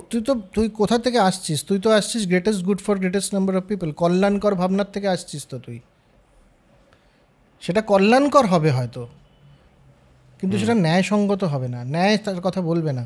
তুমি ওই লোকটাকে বুঝিয়ে বললে পরে সেও যে সত্যি স্বীকার করতে পারে, তার যে ইমিডিয়েট দুঃখটাই যে তার বড় হয়, তুই তো তাই ভাবছিস যে এই লোকটাকে বললে পরে, কারণ এই লোকটার বেঁচে থাকা বা মরে যাওয়া, এই লোকটার একটা খবরকে নিয়ে রিয়্যাক্ট করা, এটা পুরোপুরি ডিপেন্ড করছে ওর নিজস্ব সুখ এবং ওর নিজস্ব আনন্দ, নিজস্ব বিষাদের উপরে। তখনই তুই এটা বিশ্বাস করছিস, তখনই তুই ওকে ডিগনিটি দিচ্ছিস না, তখনই তুই ওকে মর্যাদা দিচ্ছিস না। কাজেই এটা ন্যায়সঙ্গত। বুঝলাম ঠিক আছে। তো এই জন্যে কান্টের মত হচ্ছে আমরা যখন ডিউটি দিয়ে কাজ করি তখনই আমরা ফ্রি। বেশ, এটা একটা আমূল পরিবর্তন হয়েছে আমাদের ন্যায় এবং এই মানে বিচার বা কোনটা ঠিক কোনটা ভুল ভাবার ক্ষেত্রে, যে এটা হচ্ছে। এবং এখান দিয়েই ধর এই যে যেখানে আমি কাজ করি ইউনাইটেড নেশনসের উৎপত্তির মূল ধারণাটাই হচ্ছে এখানে কোন দেশের কি ভালো লাগবে, কোন দেশের কি খারাপ লাগবে, এখনকার রাজনৈতিক পরিস্থিতি কি, অর্থনৈতিক পরিস্থিতি কি, সব কিছুর বাইরে গিয়ে এক্সপেক্টেড যে ইউনাইটেড নেশনস দাঁড়াবে যেটা ঠিক ন্যায়সঙ্গতভাবে, তার জন্যে ডিউটি বাউন্ড হবে। এক্সপেকটেশন, আমি রিয়েলিটির কথা বলছি না। রিয়েলিটি এদিক ওদিক হতে পারে, কিন্তু এটাই এক্সপেকটেশন, এটাই ফিলসফি, ঠিক আছে? আজকের দিনের যে ন্যায় ব্যবস্থাটা তার দাঁড়িয়ে আছে, তার মূল ভিত্তিটাই হচ্ছে এখানে ইমানুয়েল কান্টের এই আইডিয়াটার উপর। হ্যাঁ, ইমানুয়েল কান্টের এই আইডিয়াটার উপরে যে প্রত্যেকটা মানুষের নিজস্ব মর্যাদা থাকবে এবং সেই মর্যাদাটাকে গুরুত্ব দেওয়াটাই আসল। হ্যাঁ, অ্যাকচুয়ালি যদি সেইভাবে দেখতে হয় ইটস মানে এটা একটা বড় রেভেলেশন। মানে এতক্ষণ যে প্রবলেমসগুলোর কথা আমরা বলছিলাম, সেই প্রবলেমসগুলোর জায়গা থেকেও প্রবলেমগুলো ইজ রিয়েল। সেই প্রবলেমে দাঁড়িয়ে কে কী করবে সেটা ইজ ডিফিকাল্ট, কারণ এরকম সিচুয়েশন মানুষের জীবনে অনেকবার আসে যেখানে সে কোনটা এক্স্যাক্টলি ঠিক আর কোনটা এক্স্যাক্টলি ভুল, সাদা কালোর মতো এটা করে উঠতে পারে না, যেরকম সিচুয়েশন নিয়ে আমরা কথা বললাম। কিন্তু the idea is making sense. Idea is making sense. যেমন তোকে আমি বলছি যে ওই যে একটা সিনেমা ছিল লাইফ অফ পাই, হ্যাঁ, লাইফ অফ পাই একটা রিয়েল ঘটনার ওপরে বেস করে কিন্তু বানানো, ওরকম নয়। একটা জাহাজ ভেঙে পড়ে, সেখান থেকে 4 জন মাত্র ভেলায় করে আসতে পারে, 3 জন হয়তো ক্যাপ্টেন আর 2 জন বড় বড় মানুষ আর একটা ক্যাবিন বয়। ক্যাবিন বয়টার নাম ছিল রিচার্ড পার্কার, যেই নামটা ইউজ করেছে লাইফ অফ পাইতে, বাঘের নাম দিয়েছে রিচার্ড পার্কার। তো ক্যাবিন বয়টার নাম ছিল রিচার্ড পার্কার, তার দুকুলে কেউ নেই, অনাথ ছেলে। তো এরা কিছুদিন যাবৎ ভেসে যাওয়ার পরে কিছু হচ্ছে না, মাঝ সমুদ্রে রয়েছে, তো রিচার্ড পার্কার অসুস্থ হয়ে পড়ে এবং দেখা যায় যে সে হয়তো আর সিকনেস এবং অন্যান্য অনেক অসুখের কারণে সে 2-3 দিন পরে মারা যাবে। কিন্তু এই বাকি 3 জন তখন ঠিক করে যে 2-3 দিন পরে তো যে মারাই যাবে, তখন তো আমরাও মরে যাবো, কারণ আমাদের কোনো খাবার নেই। তারা 3 জন মিলে সিদ্ধান্ত নেয় যে রিচার্ড পার্কারকে মেরে ফেলো এবং ওর ওপরে ওকেই খেয়ে নাও, আর নইলে আমাদের বাঁচার কোনো রাস্তা নেই। তারা কিন্তু রিচার্ড পার্কারের হত্যা করে এবং সেই তার মাংসটা খায়। তার বেশ কিছুদিন পরে যখন উদ্ধার হয় তখন দেখা যায় রিচার্ড পার্কারের দেহটা অর্ধেক খাওয়া আর কি। এবং যখন ফিরে আনা হয় ইংল্যান্ডে, তখন কেস চলে। তখন এটাই যুক্তি দেওয়া হয়েছিল যে রিচার্ড পার্কার না মারা গেলে তো আমরা মরে যেতাম, এবং রিচার্ড পার্কার দুর্বল ছিল, এমনি মরে যেত 2 দিন পরে। হ্যাঁ, এমনি মরে যেত 2 দিন পরে। আর ওর তো দুকুলে কেউ নেই, আমাদের তো ফ্যামিলি আছে, আমরা সমাজের একটা গুরুত্বপূর্ণ কাজ করি, তো ওকে মেরে আমাদের তো বেঁচে থাকলে পরে সমাজের উন্নতি হচ্ছে। কিন্তু তখনও যুক্তিটা এটাই দেওয়া হয় যে না, যত কিছুই হোক না কেন, রিচার্ড পার্কার যেহেতু একটা মানুষ, তাকে মারবার অধিকার তোমাদের ছিল না। তো এই ইমানুয়েল কান্টের একটা জায়গায় আমরা এসে পৌঁছালাম। এবার এখান থেকে আমরা পার্সোনাল লেভেলে অনেক কনফ্লিক্টের আমরা উত্তর পেতে পারি। কীরকম? এই যে তুই যেমন সমস্যাটার কথা বললি যে আমার একজন অসুস্থ কিন্তু একজন বয়স্ক মানুষ রয়েছে, তাকে আমি খবরটা দেবো কি দেবো না। এবার কিভাবে তুই দিবি সেটা আলাদা কথা, কিন্তু দেওয়াটাই ন্যায়সঙ্গত। হ্যাঁ, তুই কল্যাণকর ভাবতেই পারিস সেই সময়, কিন্তু নিজেকে তখন মনে করো না যে আমি খুব ন্যায়সঙ্গত কাজ করলাম। একদমই ঠিক। হ্যাঁ, এবার আমাদের প্রথম আরেকটা প্রশ্ন আমরা করেছিলাম না, যে আমার মনে হচ্ছে যে আমি যে কনস্টিটিউশন মানবো কি মানবো না, বা কনস্টিটিউশন আমাকে আমি জানবো কি করে কনস্টিটিউশন কি। তো সবাই বলে কনস্টিটিউশন মানতে, ভারতের সংবিধান মেনে চলতেই হবে। কেন মানে চলতে হবে? আমাকে তো কেউ জিজ্ঞেস করেনি। আমি যদি ইন্ডিভিজুয়াল হই, আমার যদি ইন্ডিভিজুয়াল রাইট থাকে, তাহলে তো আমাকে জিজ্ঞেস করা উচিত আমি এই সংবিধানটা মানবো কি মানবো না। আমাকে তো জিজ্ঞেস করেনি কেউ, তাহলে মানবো কেন? এই ব্যাপারে জন রলস বলে একজন ছিলেন, তিনি বলছিলেন যে দেখো, এটা ঠিকই প্রশ্ন, সঙ্গত প্রশ্ন এটা, যে মানুষকে যদি যে কোনো কন্ট্রাক্ট, সেটা আমার আর তোর মধ্যে কন্ট্রাক্ট হতে পারে, আমার এবং সমাজের মধ্যে কন্ট্রাক্ট হতে পারে, যেটা সংবিধানটা বেসিক্যালি কি, আমার এবং এই দেশের মধ্যে বা দেশের সরকারের সাথে একটা কন্ট্রাক্ট হয়েছে যে আমি এই জিনিসগুলো করবো না, এইটা মেনে চলবো আমি। ও বলছে তুমি এগুলো মেনে চলো, যদি তুমি মেনে চলো তাহলে পরে তুমি এই দেশে থাকতে পারবে এবং এই দেশের সুবিধা ভোগ করতে পারবে। এটা যদি কন্ট্রাক্ট হয়, তাহলে কন্ট্রাক্টের জন্য একটা দেয়া নেয়া থাকতে হবে। সরকার আমার জন্য কিছুই করছে না আর আমি সংবিধান মেনে চলবে, এটা হতে পারে না। সরকারকেও কিছু করতে হবে। দ্বিতীয় কথা হচ্ছে, এই ধরনের কন্ট্রাক্টে পৌঁছতে গেলে পরে সবাইকে একই রকমভাবে ভাবতে হবে, সবাইকে ইকুয়াল হতে হবে। তা না হলে পরে একটা গ্রুপ তার মতবাদটা চাপিয়ে দেবে অন্য গ্রুপের ওপরে। কাজে ইকুয়ালিটির কনসেপ্ট যেটা আছে, সেটা কমিউনিজম থেকে আসছে না আজকের এতে। সেটার কনসেপ্ট হচ্ছে সবাই যদি ইকুয়াল না হয় তাহলে পরে এই কনস্টিটিউশনটারই কোনো মানে হয় না। বা কনস্টিটিউশন তো চেঞ্জ হবে। সংবিধান তো কোনো দেশের সংবিধানই একবারে বানিয়ে দিলে আমার সেটা 500 বছর ধরে চলবে এইভাবে কোনোদিনও সংবিধান বানানো হয় না, কারণ পরিবর্তিত পরিস্থিতিতে বারবার চেঞ্জ করতে হবে। তো চেঞ্জ করবে কে, কী হিসেবে? জেনারেল বেঞ্চে সবাই যদি ইকুয়াল না হয় তাহলে পরে এটা সম্ভব নয়। সেই জন্য ইকুয়ালিটি প্রয়োজন, এবং সমাজের এমন কাজ করা দরকার যেগুলো সমাজকে সবাইকে ইকুয়াল হতে সাহায্য করবে। তাছাড়া সংবিধানের কোনো বা সরকারের কোনো কাজ নেই সবাইকে ইকুয়াল হতে। যদি সেটা হতে পারে তুমি ট্যাক্সে ছাড় দিচ্ছ, ইম্পোর্টে ছাড় দেওয়া হয়, বা একটা কোম্পানিকে আমরা বলেছিলাম কিছু কিছু কোম্পানিকে আলাদা করে সুবিধা দিয়ে দেওয়া হচ্ছে, সেটা তখনই ঠিক যখন ওকে ছাড় দিলে পরে অর্থনৈতিক উন্নতি হবে, তা দিয়ে সমাজ সমান হতে পারে, সবার কাছে পৌঁছবে। তা যদি না হয় তাহলে পরে ওটা কোনো মানে নেই। এখান থেকে কনসেপ্ট হচ্ছে যে তাহলে এবার আমরা একটা খুব রিয়েল লাইফ কেসে ঢুকি, সেটা হচ্ছে রিজার্ভেশন।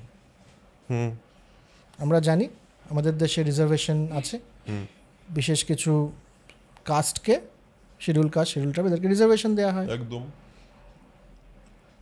এটা কি ঠিক না ভুল? কারণ অনেক মানুষ যারা সে অর্থে যাদেরকে আমরা জেনারেল কাস্ট বলি, তাদের অনেকে কলেজে অ্যাডমিশন পায়নি, স্কুলে অ্যাডমিশন পায়নি। সে সময় আমরা দেখতে পাই তারা একটা রাগারাগি করছে যে কেন এটা কোটা সিস্টেমের এগেনস্টে কথা বলেছে অনেকে।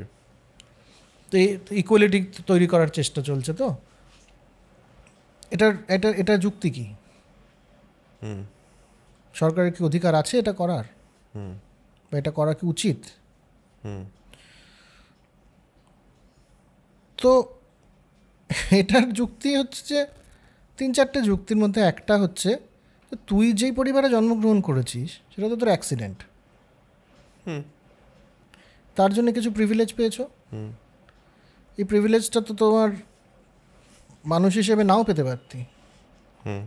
আজকে ধর একটা ছেলে, দুটো ছেলে বা দুটো মেয়ে একটা পরীক্ষা দিচ্ছে, তো তারা সমান রেজাল্ট করবে কি? একজন হয়তো শহরের কোনো ভালো স্কুলে পড়েছে, ভালো টিচার তার পরিবার রাখতে পেরেছে, তার প্রস্তুতি, আর একটা গ্রামের ছেলে বা মেয়ে তার প্রস্তুতি তো সমান হতে পারে না। তো তোমরা একটা রেসে দৌড়াচ্ছ, একজনকে বলছো তুমি 10 মিটার পিছন থেকে দৌড় শুরু করো, তারপরে বলবে যে আগে ওইখানে পৌঁছবে সে জিতবে। এটা তো কোনো সম্ভব নয়। পয়েন্ট। তাহলে তাদেরকে ওভাবে করা যেতে পারে না কখনোই। সমান জায়গায় যেহেতু আমরা নেই শুরু রেসিং স্টার্টিং পয়েন্টে, কাজেই সমান ট্রিটমেন্টও সম্ভব নয়। তো যে মেরিটোক্রেসি নিয়ে আজকাল যে খুব কথা হচ্ছে, এটাকে এরা বলছেন যে এটা কোনো যুক্তি নেই এটার। তুই কোথায় জন্মগ্রহণ করছিস, কী পরিবেশে বড় হচ্ছিস, হ্যাঁ, কী ধরনের সুবিধা আমি পাচ্ছি বা পাচ্ছি না, তার উপরে নির্ভর করছে। আরেকটা বড় প্রশ্ন এখানে, সেটা হচ্ছে ট্যালেন্ট। হ্যাঁ, ট্যালেন্টেড লোকের সফল হওয়া উচিত। ও অনেক ট্যালেন্টেড, তাও কিছু হলো না। এত ট্যালেন্ট নিয়েও এর তো হওয়া উচিত, এত ট্যালেন্ট আছে, এরকম কথা তো প্রচুর হয়। এবার ধর আবার একটা সিনেমার উদাহরণ দিই, মেরিকম। মেরিকম একজন বক্সার, বিশ্ববিখ্যাত বক্সার, কিন্তু সারা জীবনে সেই মহিলা যা উপার্জন করেছেন, প্রিয়াঙ্কা চোপড়া একটা সিনেমায় তার ভূমিকায় অভিনয় করে তার থেকে বেশি উপার্জন করেছেন বা নাম পেয়েছেন বা জনপ্রিয়তা, তাই না? এটা কি উচিত কি উচিত নয়? ট্যালেন্ট কোনটা? মেরিকম তো বলতে পারেন যে আমি বক্সার, আমার ট্যালেন্টটাকে গুরুত্ব দিচ্ছ না তুমি। তো এখানে কথা হচ্ছে যে আজ থেকে যদি 500 বছর আগে একটা মানুষ জন্মাতো, 500 না হয়তো 2000 বছর আগে, তাহলে হয়তো গাছে উঠতে পারাটাকে ট্যালেন্ট মনে করা হতো। যার মাথাটা খুব অঙ্কে ভালো তাকে তো তখন ট্যালেন্ট বলা হতো না। আজকে বলা হচ্ছে। আজকে ধর লাস্ট 50 বছরে যারা অঙ্কে খুব ভালো, খুব তাড়াতাড়ি ক্যালকুলেশন করতে পারে, তাদেরকে ট্যালেন্টেড বলা হয়। আজ থেকে 10 বছর পরে তাকে আর ট্যালেন্টেড বলা হবে না, কারণ আর্টিফিশিয়াল ইন্টেলিজেন্স এসে গেছে, কম্পিউটার এসে গেছে। তখন হয়তো যারা ক্রিয়েটিভ বেশি তাদেরকে বেশি ট্যালেন্টেড বলা হবে। কিন্তু ট্যালেন্টের কোনো মাপকাঠি নেই। ট্যালেন্ট সেটাই যেটার জন্য সমাজ তোমাকে রেকগনাইজ করছে। আমার একটা নিজস্ব ভাবনা আছে, সেটা ট্যালেন্ট বলেই তো হয় না। ট্যালেন্ট বলে কিছু হয় না কেন? আমার মনে হয় যে কোনো কাজ যদি কেউ খুব মন থেকে অনেক দিন ধরে খুব প্যাশন থেকে করতে থাকে, তাহলে সেই কাজটার উপর একটা দক্ষতা তার চলে আসে। আর সেটা আমার মনে হয় সব ক্ষেত্রেই তাই। ট্যালেন্ট মানে কেউ জন্মেই আইনস্টাইন হয়ে যেতে পারে না, মানে সে জন্মেছে একটা বিরাট ট্যালেন্ট নিয়ে, যে আইনস্টাইন তা তো হয়নি। তার তো একটা আপব্রিঙ্গিং আছে, তার তো পড়াশোনা আছে, তার তো ওই জিনিসটার প্রতি ওই পার্সুটটা আছে, তো তার ওটা খোঁজার প্রতি ওই ইন্টারেস্টটা ছিল বলেই সে করেছে। তো ট্যালেন্ট বলে এমনিতেই কিছু হয় বলে আমার বিশ্বাস নেই আর কি। না, সেটা তো বটেই, সেটা যেমন একটা দিক, তেমনি তুই দক্ষ হয়ে উঠলি, কিন্তু তুই এমন একটা বিষয়ে দক্ষ যেটার কোনো দাম নেই, কোনো প্রয়োজন নেই বা দাম নেই। হ্যাঁ, একদমই হতে পারে। তো হ্যাঁ, হতেই পারে। আবার এরকমও আছে মানুষ যেই মানে এমন একটা জিনিসে দক্ষ যেটা হয়ে এতটা রেকগনাইজ নাও হওয়ার কথা ছিল, আজকের দিনে দাঁড়িয়ে খুব ছোট ছোট জিনিসেও লোকে রেকগনাইজ করে নিচ্ছে তারা ইউজিং দেয়ার ট্যালেন্টস। জাপানের একটা কনসেপ্ট ইকিগাই বলে একটা কনসেপ্ট আজকাল খুব পপুলার হয়েছে। তার কনসেপ্টটা হচ্ছে যে এমন একটা জিনিস যেটা তোমার করতে ভালো লাগে, এমন একটা জিনিস যেটা তুমি খুব ভালো করতে পারো, করতে ভালো লাগলেই, তো আমার গান খুব ভালো লাগে কিন্তু আমি গাইতে পারি না, তো হবে না। হ্যাঁ, তৃতীয় হচ্ছে যেটাতে সবার ভালো হবে, এবং চতুর্থ খুব ইম্পর্টেন্ট, যেটার জন্য সমাজ তোমাকে রেকগনাইজ করবে। এই চারটের যদি এক হয় তাহলেই তুমি ইকিগাইতে রয়েছো, তাহলেই তুমি ঠিক রয়েছো, তোমার ঠিক প্রফেশন চুজ করছো বা ঠিকভাবে বাঁচছো। তো চতুর্থটা খুব ইম্পর্টেন্ট। কাজে তুমি কিছু ডিজার্ভ করো না, কোনো মানুষ কিছু ডিজার্ভ করে না। আমার ট্যালেন্ট আছে, আমি ডিজার্ভ করি, তো তোমার মাছ ধরা ট্যালেন্ট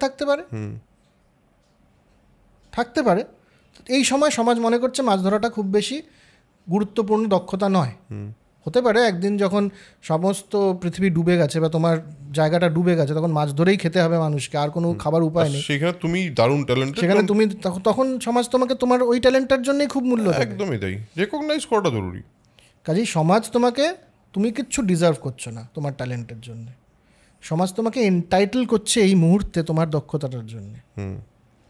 যেহেতু সমাজ তোমাকে এনটাইটেল করছে, সেই জন্যে সমাজ তোমার থেকে যদি 30% ট্যাক্স কেটে নেয়, সেটা সমাজের প্রাপ্য। যে প্রশ্নটা আমরা করেছিলাম, ট্যাক্স কেন নেওয়া হবে, ওটা ইন্ডিভিজুয়াল রাইটসের কোনো খামতি ওখানে হচ্ছে না। এই যে তুমি করতে পারছো, টাকাটা ইনকাম করতে পারছো, মার্ক জুকারবার্গ ফেসবুক বানিয়েছে, সমাজ তো এনটাইটেল করেছে তাকে, সে ডিজার্ভ করতো। আজ থেকে 500 বছর আগে সোশ্যাল মিডিয়ার তো টেকনোলজি ছিল না। শুধু তাই না, এই যে উনি তো একটা জাস্ট একটা অ্যাপ বানিয়েছেন বা একটা অ্যাপ্লিকেশন বানিয়েছেন, যেটা সারা পৃথিবীর এত মানুষ ইউজ করছে বলেই তো সে তো স্বীকৃতি পেয়েছে। এই স্বীকৃতিটা সমাজ তোমাকে দিয়েছে, একদম তাই, এই মুহূর্তে দিয়েছে। তুমি ডিজার্ভ করতে না এটা, তাও তোমাকে সমাজ দিয়েছে, সেই জন্য সমাজ তোমার থেকে বেশি টাকা নেবে। যেহেতু প্রিয়াঙ্কা চোপড়াকে সমাজ এনটাইটেল করছে বেশি টাকা পাওয়ার জন্যে, কাজে মেরি কমের থেকে প্রিয়াঙ্কা চোপড়াকে বেশি ট্যাক্স দিতে হবে। এটা তার ইন্ডিভিজুয়াল রাইটসের কোনো তাতে তার অধিকারের খর্ব হচ্ছে না। এবং এই কারণেই সমাজ যদি সিদ্ধান্ত নেয় যে কনস্টিটিউশন বাঁচানোর জন্যে এবং সমাজে ডাইভার্সিটি আনার জন্যে এবং সবাইকে সমান সুবিধে করে দেওয়ার জন্যে, আজকের দিনে তুমি ডাক্তারির সিটটা পেলে না বা ইঞ্জিনিয়ারিংয়ের সিটটা পেলে না, সেটা সমাজের অধিকার, তুমি ডিজার্ভ কিচ্ছু করো না। তুমি অ্যাক্সিডেন্টালি একটা পরিবারে আমি নিজের কথাই বলছি, আমি একটা অ্যাক্সিডেন্টালি এমন পরিবারে জন্মগ্রহণ করেছি যেখানে আমি অনেক প্রিভিলেজ পেয়েছি, যেটা গ্রামের হয়তো যে দলিত সমাজ থেকে আসে সে পায়নি। কাজে আমি এক জায়গা থেকে রেস শুরু করিনি, সে এক জায়গা থেকে রেস শুরু করেনি। আমি যে এফর্টটা দিতে পেরেছি পড়াশোনার পেছনে, সেই সময় তাকে সবজি বেচতে হতো। আমি খুব ভালো পড়াশোনায় করতে পেরেছি বলেই আমার ট্যালেন্ট খুব বড় হয়ে যাচ্ছে না, আমার ট্যালেন্টটাকে এই মুহূর্তে গুরুত্ব দিচ্ছে না সমাজ, ওর ডাইভার্সিটিটাকে গুরুত্ব দিচ্ছে। এটার মধ্যে কোনো মোরালিটি নেই, এটা হচ্ছে সমাজের নিয়ম, এটা তোমাকে মানতে হবে। এখান থেকে আমরা অনেকগুলো উত্তর পেয়ে যাই, যে এই যে আমরা ট্যাক্স দিয়ে শুরু করেছিলাম, ট্যাক্সের একটা সমস্যা কেন, কিভাবে আমি জাস্টিফাই করব বেশি মানুষের থেকে ট্যাক্স নেওয়া বা কোনো মানুষের থেকেই ট্যাক্স নেওয়া, কীভাবে আমরা জাস্টিফাই করব ইন্ডিভিজুয়াল রাইটসের। তো এই কান্টের কথা এবং জন রলসের এই কথাতে আমরা অনেকটা এসে আজকে যে জায়গাটা জাস্টিস দাঁড়িয়ে আছে সেটা এখান থেকে। জাস্টিসের তো একটা কি বলবো, কিছু প্যারামিটার্স পাওয়া গেল, দুজনের কি ইম্পর্টেন্ট প্যারামিটার্স পাওয়া গেল, তাতে বুঝলাম ওকে জাস্টিসটা এইভাবে এক্সপ্লেন করা যায় বা জাস্টিসটা এইভাবে ঠিক ভুলটা বোঝানো যায়। ঠিক হ্যাঁ, বুঝলাম, কিন্তু পাপ পুণ্য বলে তোর ব্যাপার আছে। এইটা করা পাপ, এটা করলে পুণ্য হবে, এবং তার সঙ্গে অবভিয়াসলি যে কোনো রিলিজিয়ানই তার একটা ইনসেন্টিভ আছে। মানে তুমি পাপ করলে তোমার একটা শাস্তি আছে, আর পুণ্য করলে তোমার একটা ইনসেন্টিভ আছে। এটাও তো is a part of justice system. ঠিক ভুলের একটা ব্যাখ্যা তো এটা বটেই একদম। এবার আজকের যেই জাস্টিস সিস্টেম, যেটা আমরা ল বা বিচার মণ্ডলী আছে, সেখানে কিন্তু ভার্চু বা কোনটা ঠিক কোনটা ভুলের এই পার্টটা, এই পাপ পুণ্যের পার্টটাকে আলাদা করে রেখেছে তারা। ওই প্রোটেস্ট্যান্ট রিফরমেশনের সময় থেকে, যখন যেটা আমরা কথা বলেছি আগের আইডেন্টিটির সময়ও, যখন থেকে ইন্ডিভিজুয়াল রাইটস ইত্যাদি শুরু হলো তখন থেকে, এবং চার্চ এবং রাষ্ট্র আলাদা হয়ে যাবে, এটা অনেক আগে থেকে শুরু হয়েছে। চার্চ এবং রাষ্ট্র মানে ধর্ম এবং রাষ্ট্র আলাদা হবে। তার কারণ হচ্ছে ধর্মের কথায় রাজারা চলবে না, এই হচ্ছে বিষয়। কিন্তু মোরালিটি দেয়ার একটা জায়গা ওখানে থাকবে, এরকমই ভাবনা ছিল। এবার কোথা থেকে আসবে এই বিষয়টা? এই বিষয়ে একটা অ্যারিস্টটলের মত আছে, যেটা কিন্তু খুব বেশি ধর্মের মত নয়, কিন্তু ঠিক ভুলের মত। যেমন ধর তোর এখানে বাঁশি আছে, অ্যারিস্টটল বলতেন যে একটা বাঁশির যে কোনো জিনিস তার পাওয়া উচিত যে সেটা ডিজার্ভ করে। আমরা ডিজার্ভিংয়ের থেকে বেরিয়ে এসেছি, তার পারপাস যেটা সেটাই, তার পারপাস অর্থাৎ একটা বাঁশির পারপাস কি? ভালো করে বাজা, ভালো করে বাজাই হচ্ছে বাঁশির পারপাস। তাহলে ভালো সবচেয়ে পৃথিবীর যে সবচেয়ে ভালো বাঁশিটা, সেটা কার কাছে যাওয়া উচিত? যে সবচেয়ে ভালো বাজায়। That is Aristotle's concept. অ্যারিস্টটলের কনসেপ্টটাই ছিল যে টাকার সব উদ্দেশ্য কী? মানুষকে ভালো রাখা। তাহলে টাকা কার কাছে যাওয়া উচিত? যে ভালোভাবে নেই, যে ভালো থাকতে চায় টাকা দিয়ে। হ্যাঁ, তো এটা একটা অ্যারিস্টটলের কনসেপ্ট ছিল, যেটা টেলিওলজিক্যাল কনসেপ্ট বলা হয়, যে কোনো জিনিসের জ্ঞান তার কাছে যাওয়া উচিত যে সেই জ্ঞানের ব্যবহার করতে পারবে, বা যে সেই জ্ঞানের পিপাসু প্রথমে, এবং সেই যে জ্ঞানী হবে, যার মাথা খুব ভালো কাজ করে, তাহলে জ্ঞানটা তারই প্রাপ্য, একদম অন্য কারো প্রাপ্য নয়। সেখান থেকেই তিনি রাষ্ট্রের কনসেপ্টেও এসেছিলেন, যে রাষ্ট্রের উদ্দেশ্য কি? সবার মধ্যে একটা চরিত্র গঠন করা, অ্যারিস্টটলের মনে হতো। যেটা আমরা আসবো হিন্দু ধর্মের কনসেপ্টেও, যে চরিত্র গঠন করা হচ্ছে রাষ্ট্রের উদ্দেশ্য। যেই কারণে তাহলে যার ভালো চরিত্র তাকেই রাষ্ট্রের প্রধান হওয়া উচিত। যে কারণে কিন্তু এখনও একটা এক্সপেক্ট করা হয় যে আমাদের যে নেতারা, তাদের কোনো পারিবারিক বা কোনো শারীরিক বা কোনো অন্যরকম ইচ্ছে থাকবে না। তারা মানুষ নয়, তারা একটা মহাদেবতার মতো হতে হবে তাদেরকে। উনি একটু ভুল করে ফেললে পরে সমস্ত মিডিয়া হোক বা সমস্ত মানুষকে রে করে আসে, এই হঠাৎ করে একটা মুখ ফসকে কথা বলে ফেললো কেন, তাই না? তো এই চরিত্রে, যেমন ধর বিল ক্লিন্টনের সাথে মনিকা লিউইন্সকির একটা অ্যাফেয়ার ছিল। দুজন কনসেন্টিং অ্যাডাল্টের মধ্যে, মানে আমরা সেই কেসটাতে যাচ্ছি না, কিন্তু কেন বিল ক্লিন্টনকে চরিত্রবান হতে হবে? এটা কি ধরনের এক্সপেকটেশন? তার কাজটা কি? দেশ চালানো। তো সে দেশ চালাতে পারছে কি না সেটাই তো তার দেখার উদ্দেশ্য। কিন্তু না, আমরা দেখছি কি না ওর চরিত্রটা ঠিক আছে কি না। আবার ধর্মের অনেক রকম ব্যাখ্যা আছে, তো যেমন ইসলামিক একটা ব্যাখ্যা আছে, ইসলামিক জুরিসপ্রুডেন্স, যেটা সেখানে কি যে কোরআনে যেটা লেখা আছে সেটা মূল, তারপর হযরত মুহাম্মদ যে প্রফেট ছিলেন উনি যেগুলো বিভিন্ন সময় যেগুলো বলেছেন বিভিন্ন পরিস্থিতিতে, সেটার ব্যাখ্যা যেটা হাদিসে আছে, এবং একটা ওদের এই বিষয়গুলোর উপরে ব্যাখ্যা করে 4 রকমের স্কুল অফ জুরিসপ্রুডেন্স তৈরি হচ্ছে, যেটা কোরআনে আছে, যেটা উনি করেছেন নিজের জীবনে, বা যেটা মদিনার লোকরা করতো, সেগুলোর বেসিসে আজকের দিনের ঘটনাগুলোকেও ব্যাখ্যা করা, কারণ সেটা আল্লাহর ইচ্ছে। এবং যেহেতু উনি আল্লাহর মতবাদ, কারণ উনি কখনো ভুল করেননি, এটা একটা। আর তার ওই স্বর্গে যাবে বা নরকে যাবে, এরকম একটা ভাবনা। আমাদের দেশের জুরিসপ্রুডেন্সটা কিন্তু একদম অন্যরকম ছিল। আমাদের মানে ভারতবর্ষের জুরিসপ্রুডেন্স, এটার মধ্যে আমি ধর্ম জুড়ছি না, কারণ সেই সময় ধর্মের কনসেপ্টটা আসেনি বা ধর্মের সাথে ওতপ্রোতভাবে জড়িয়ে নেই। কিন্তু এটা আজকের দিনে মানা মুশকিল, যেহেতু সময় বদলেছে, যেহেতু অন্যান্য সম্প্রদায় এসছে, তাদের নিজস্ব বিশ্বাস রয়েছে। কিন্তু ভারতবর্ষের ধারণাটা ছিল ধর্মশাস্ত্র বলে একটা বিষয় আছে, ধর্ম অর্থ কাম মোক্ষ, তার মধ্যে ধর্মশাস্ত্র রয়েছে। সে ধর্মশাস্ত্রের সোর্সটা কি, যে বেদে যা আছে সেটা মূল, তো আমরা এখানে ধর্মের কনসেপ্ট পাচ্ছি। সেকেন্ড, সেটার যে ব্যাখ্যা করা হয়েছে স্মৃতি, শ্রুতি এবং স্মৃতি। স্মৃতি হচ্ছে বেসিক্যালি বেদান্ত, বেদের ব্যাখ্যা, হ্যাঁ ব্যাখ্যা, এবং পরে বেদান্ত। হ্যাঁ, স্মৃতি যেগুলো সেগুলো একটা সোর্স।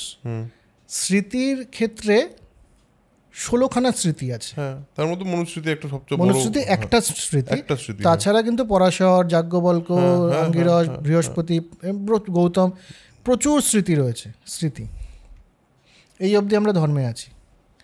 তৃতীয় কনসেপ্ট যেখানে আমরা অ্যারিস্টটলের ছোঁয়া পাবো, সেটা হচ্ছে সাধুরা যেভাবে থাকে বা সাধুদের আচার ব্যবহার। সাধু বলতে গরুয়া বসন পড়া নয়, সাধু মানে সঠিক মানুষ, যারা সমাজের সম্মানীয় এবং যারা আইডিয়াল আদর্শ জীবন পালন করছে, তাদের জীবনযাপন এবং তাদের মত। এখানে একটা পেলাম আমরা অ্যারিস্টটলের। ফোর্থ সোর্স যেখানে আমরা একেবারে সোজাসুজি কান্টের মতবাদের সাথে মিলন পাবো, মানুষের নিজস্ব বুদ্ধি এবং চেতনা।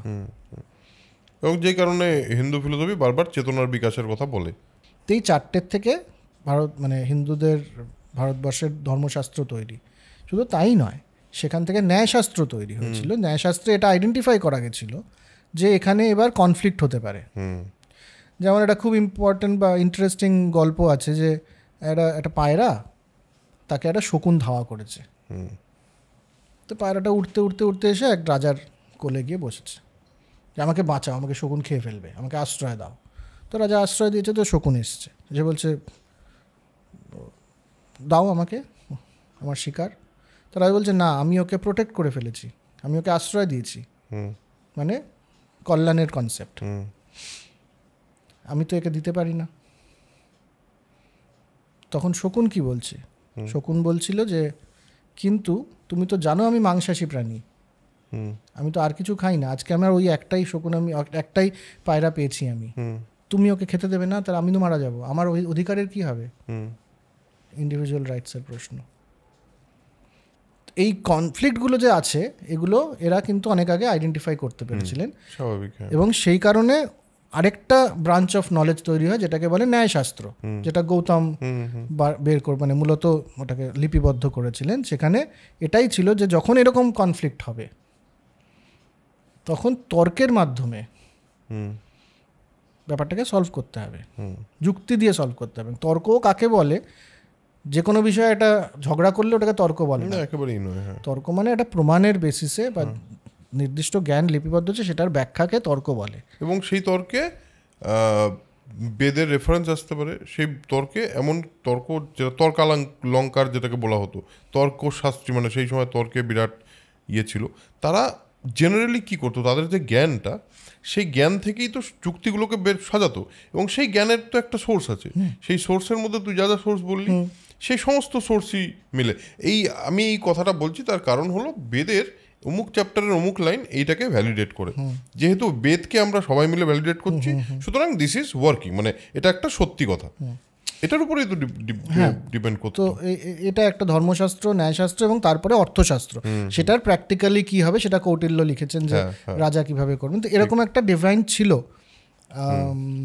এই দেশেরই একটা পদ্ধতি ছিল যেটাকে আমরা হিন্দু জুরিসপ্রুডেন্সও বলতে পারি, ইসলামিক জুরিসপ্রুডেন্স আছে, ক্রিশ্চিয়ানরা আলাদা করে ফেলেছিলেন।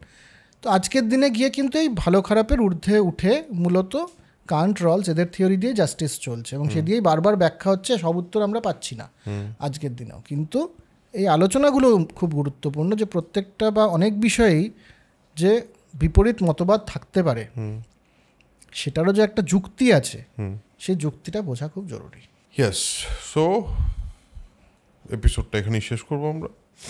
আমার মনে হয় একটা প্রত্যেকটা বইয়ের মতোই প্রত্যেকটা বই আমাদের মধ্যে কিছু আইদার নলেজ না হলে কিছু কোয়েশ্চেন তৈরি করে, যে কোয়েশ্চেনগুলো খুব ইম্পর্টেন্ট। এই যে আজকের আলোচনাটার মধ্যে থেকে আমরা তো সলভ কিছু করতে চাইছি না, বা এই বইটাও বোধহয় কিছু সলভ করতে চাইছে না, বাট এই কোয়েশ্চেনগুলো করাটা বোধহয় ইম্পর্টেন্ট নিজেদের সঙ্গে, এই ডায়ালগটা বা এই ধরনের কথোপকথন হওয়াটা বোধহয় জরুরি, সেটাই বোধহয় উদ্দেশ্য হওয়া উচিত?